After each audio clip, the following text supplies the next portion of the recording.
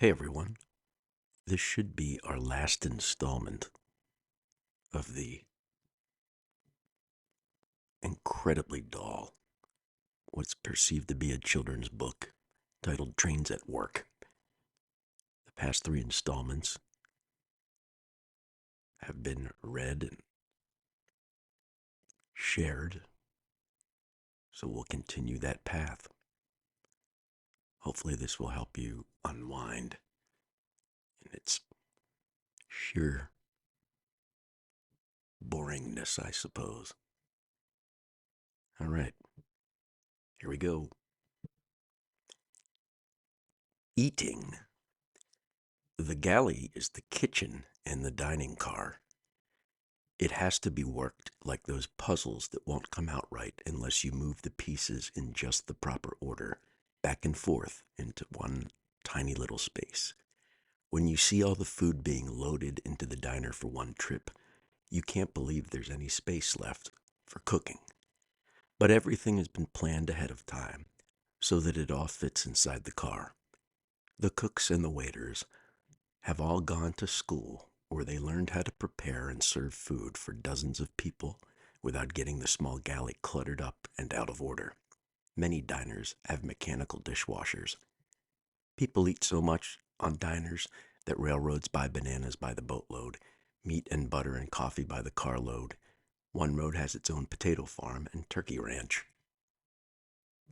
A table for two people in a diner is called a deuce. One for four people is a large. When a waiter has a customer sitting at all his tables, he says that he is flattened out.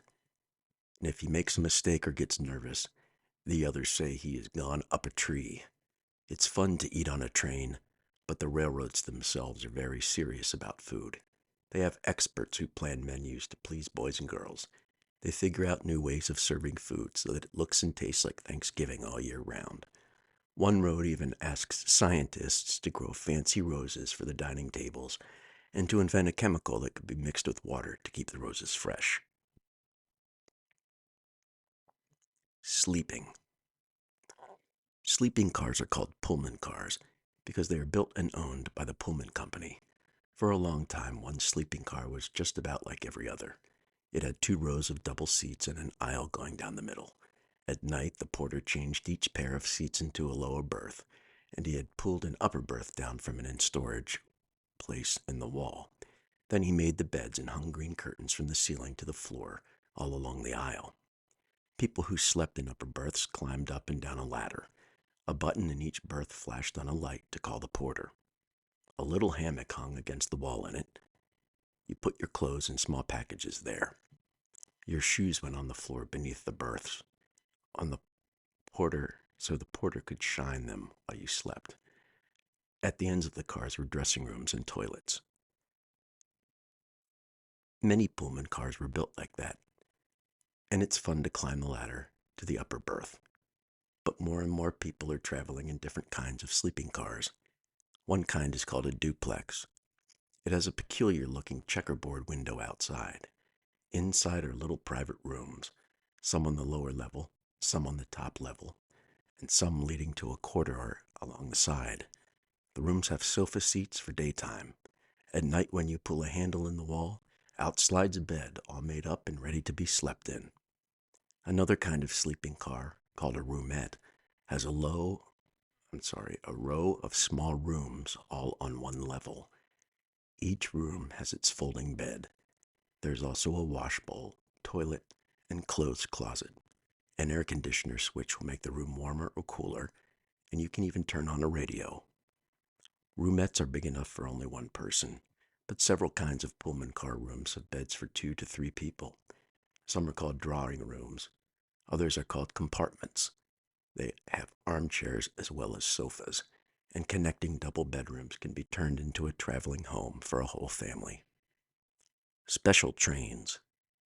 Snow trains carry people who want to go skiing. They leave early Sunday morning, wait all day on a siding at a station near a good skiing place, and come back in the evening. You can't always be sure ahead of time exactly when the train will stop.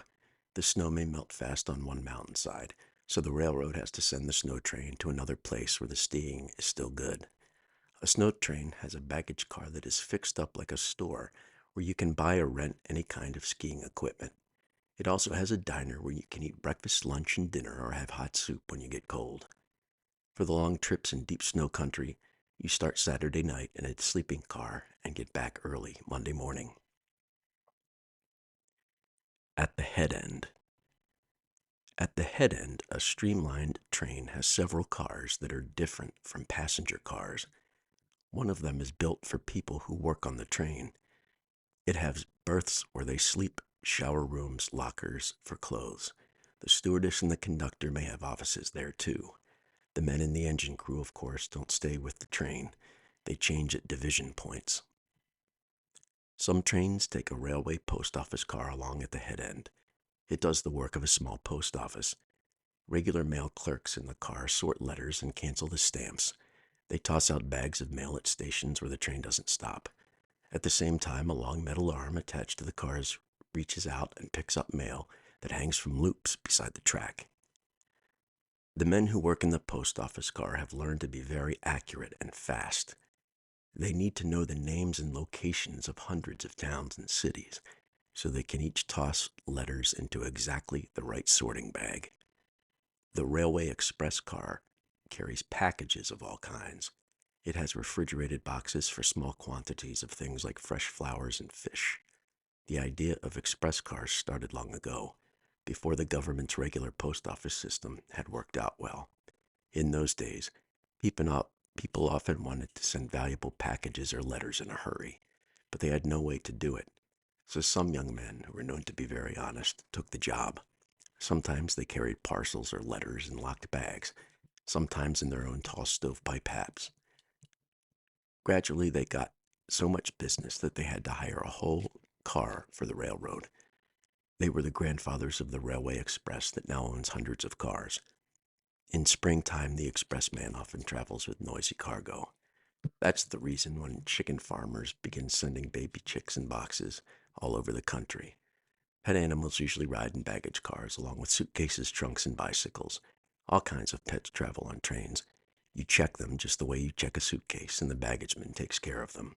He's not used to dogs and cats and birds, but once a baggage man had in mind a huge sea cow all the way from New York to St. Louis.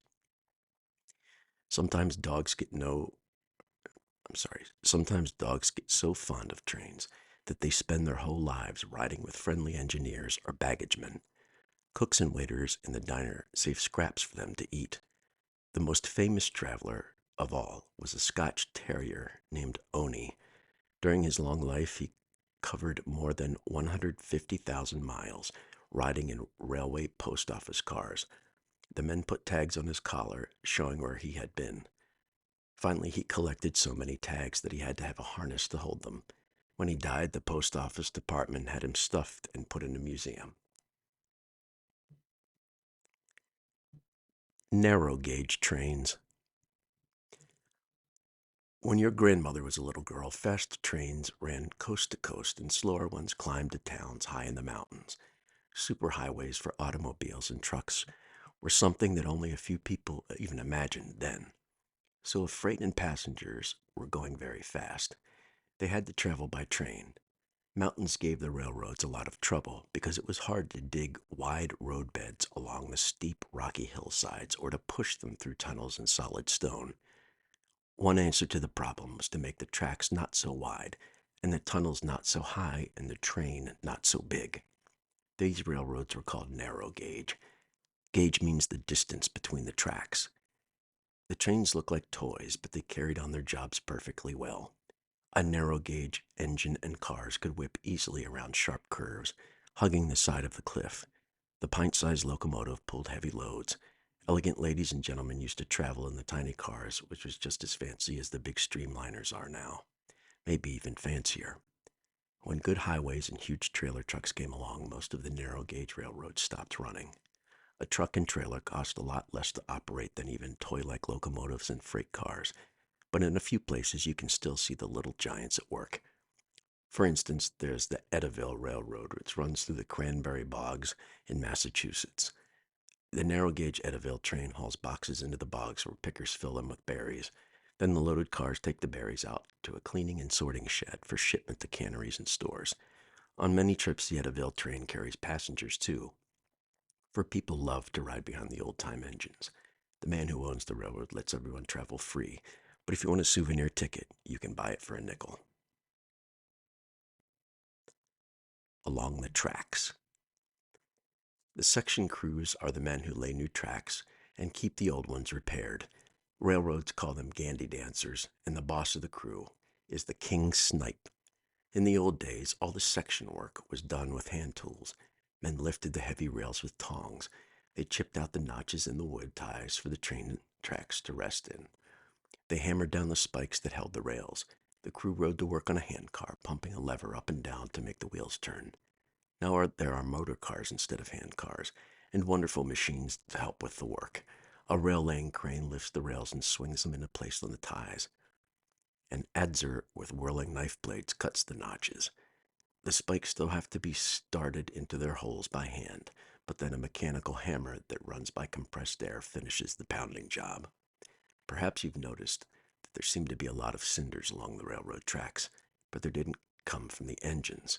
They were put there on purpose. Railroads also use chipped stone or gravel, or even squashed up oyster shells under the tracks and ties. All of these things are called ballast, and they keep good firm beds for the rails. When it rains or snows, the loose pebble ballast lets the water run off quickly so that the ties will dry out and keep from rotting. Grass and weeds don't grow very well in ballast. What they do, a motor car with a chemical spray comes along and kills them off. When lots of rubbish is collected, a cleaning machine goes to work. The machine is called the Big Liz. It moves down the track, scooping up ballast and sifting out all the dust and junk. Then it squirts the cleaned ballast out again, leaving a clean road bed. Section crews often have portable telephones or walkie-talkies that save a lot of time. If they need materials, they call up the office, put an order in right away, and if the job takes longer than they expected, they phone a warning to the nearest station when the trains can wait until it's safe to go ahead. How does the section crew know when it's necessary to put in a new rail? In the old days, they got orders from an inspector who walked or rode slowly along in an inspection car looking for cracks or breaks. That's still the way it is done in many places, but some railroads have a machine detective that finds cracks so small the man couldn't even see them. The machine rides in a detector car, and it works by electricity with tubes sometimes that look like radio tubes. The men who run it simply look at wavy lines drawn on paper by pens that are part of the machine. Whenever the car passes over a cracked rail, the pen makes a different kind of line, and right away the section crew is asked to put a new rail in. Summer and winter, the detector can creep along, making sure the tracks are safe. In winter, of course, the tracks must be kept clear. If there's just one ordinary snowfall, a powerful locomotive can run through with no trouble. But when drifts get deep and heavy, the snowplow must go to work. The man who first invented railroad snowplows got the idea from watching a windmill. He saw how the windmill blades tossed snow around as it fell. Why couldn't blades at the front of an engine cut into drifts and toss the snow off to one side? Of course they could. Railroads began using the powerful rotary plows. The whirling blades chewed the drifts away. Even in lower country, there's often plenty of work for the snow eaters to do. Old-time travel. The very first passenger cars were really stagecoaches with railroad wheels, and that's why we still use the name stagecoach. I'm sorry, coach. Some old-time passenger cars had two decks. All the cars were fastened together with chains, so they banged and whacked each other on the trains when they started or stopped. Sparks from wood-burning locomotives flew back and set clothes on fire. Rails were only thin strips of iron nailed to wood. Sometimes the strips broke and jabbed right up through the car. In the beginning, an engine had no closed-in cab for the engineer and fireman. They didn't want to be closed in. It was safer to stand outside so they could jump off quickly in case of an accident. Cows on the tracks often caused trouble. Then a man named Isaac Drips invented a cow catcher made of sharp spears, but farmers complained that it killed too many animals, so scoop-shaped cow catchers were installed. The name for a cow catcher now is a pilot. The first headlight was a wood fire built on a small flat car pushed ahead of the engine. Later, whale oil and kerosene showed the way in the night. Engineers were once allowed to invent and tinker with their own whistles, and they worked out fancy ways of blowing them. This was called quilling. People along the tracks could tell who the engineer was by listening to the sound of his whistle. Some great quillers could even blow a sort of tune. One engineer fixed his whistle so that people thought it was magic. Every time he blew it, the kerosene light in the station went out. What happened was this. The whistle made vibrations in the air that were just right to put out the lamps, but then it did the same thing to the signal lights, and so the engineer had to change his tune. The first sleeping car had rows of hard double-decker and even triple-decker bunks, with a stove at each end. Passengers brought their own blankets and pillows, and their own candles to see by. Nobody really slept much. Trains were uncomfortable, even dangerous, but people needed them, and they were excited about them too. All over the country, men built new railroads as fast as they could. Each new company built as it pleased, and trains owned by one company didn't run on another's rails. Of course, this meant you had to change trains often. When one railroad stopped and another began, there was no railroad bridge over rivers either, so you got off and took a ferry across. One by one, man made inventions for trains so that traveling became safer and more comfortable. Engines began to burn coal instead of wood. A piece of wire screen in the smokestack stopped the flying sparks, although cinders came through, and they still do this very day. Coaches and sleepers had softer seats, but they were still noisy for a long time because they had wooden bodies and creaks when the wheels clattered along. Thirsty travelers at first had to buy drinks from the water boy who walked back and forth through the train. Later cars had a tank of water at one end, with everyone having glasses to use. The glass sat in a rack and it had a round bottom so that it wouldn't be of much use to a passenger who was tempted to steal it. Lots of things about the train were different in the old days, but one thing was the same. They were just as much fun to ride then as they are now. And that concludes Trains at Work. A real zinger of a long children's book from the early 1950s. There you have it. Thanks for tuning in.